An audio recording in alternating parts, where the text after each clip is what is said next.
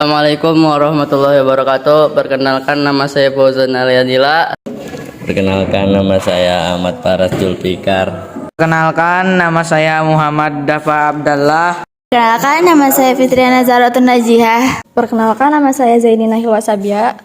Kedudukan pemerintah daerah. Secara umum, kepala daerah berkewajiban untuk memberikan laporan penyelenggaraan pemerintahan daerah kepada pemerintah, memberikan laporan pertanggungjawaban kepada DPRD, serta menginformasikan laporan penyelenggaraan pemerintah dan daerah kepada masyarakat. Sementara gubernur merupakan kepala wilayah provinsi dan bertanggung jawab kepada presiden, sebab jabatan gubernur berkedudukan sebagai wakil pemerintah pusat di wilayah provinsi yang bersangkutan. Kedudukan pemerintah daerah berkaitan dengan peran dan tanggung jawab masing-masing. Berikut perbedaan dalam kedudukan gubernur, bupati, dan wali kota. Gubernur adalah kepala pemerintahan di provinsi di Indonesia. Gubernur dipilih oleh warga provinsi melalui pemilu. Mereka bertanggung jawab atas pemerintahan provinsi dan pelaksanaan kebijakan di tingkat provinsi. Bupati adalah kepala pemerintahan kabupaten di Indonesia. Kabupaten adalah unit administratif di bawah provinsi. Bupati dipilih oleh warga kabupaten melalui pemilu.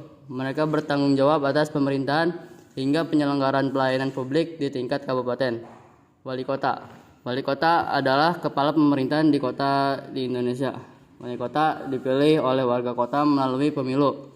Wali kota memiliki wewenang untuk mengelola segala urusan dalam kota. Kewenangan pemerintah daerah.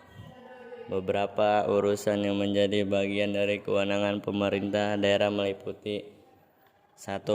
Perencanaan dan pengadilan pembangunan.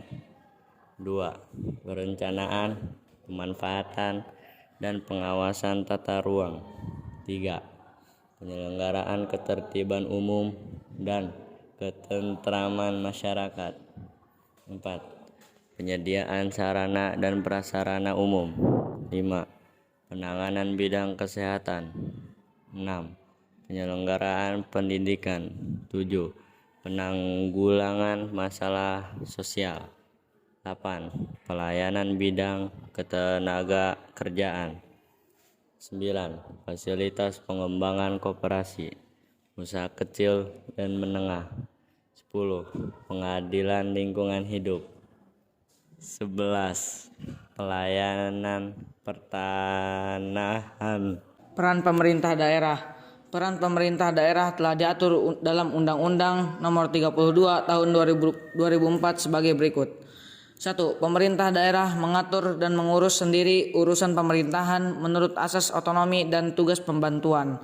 2. Menjalankan otonomi seluas-luasnya kecuali urusan pemerintahan yang menjadi urusan pemerintahan dengan tujuan meningkatkan kesejahteraan masyarakat, pelayanan umum, dan daya saing daerah.